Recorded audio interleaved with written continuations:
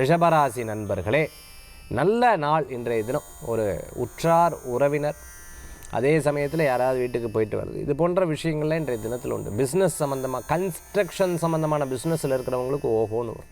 இத்தனை நாள் என்னமோ தெரில சார், அப்படியே இருந்தது, ஓகே, பட் இன்னும் டெவலப் ஆகணும், கண்டிப்பாக ஆகும், கவலையப்பட வேண்டாம்.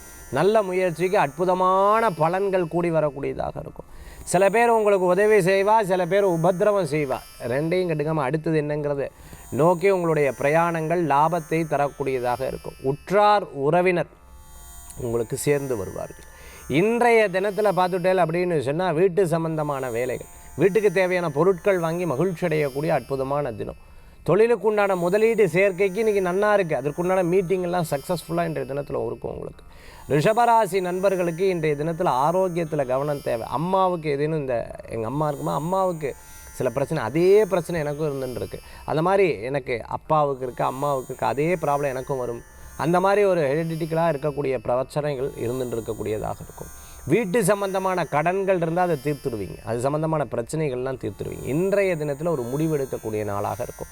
ரிஷபராசி நண்பர்கள், அரசியலில் இருக்கிறவங்களுக்கு வெற்றிகள் உண்டு. மிகப்பெரிய நபர்களை சந்திக்கக்கூடிய வாய்ப்புகள், உங்கள் பிரச்சனை ரெஃபரன்ஸ் மூலமாக கிளியர் ஆகிடும். இன்றைய தினத்தில் வழிபடக்கூடிய தெய்வம் அம்பாள் வழிபாடு, வெற்றி வழிபாடு.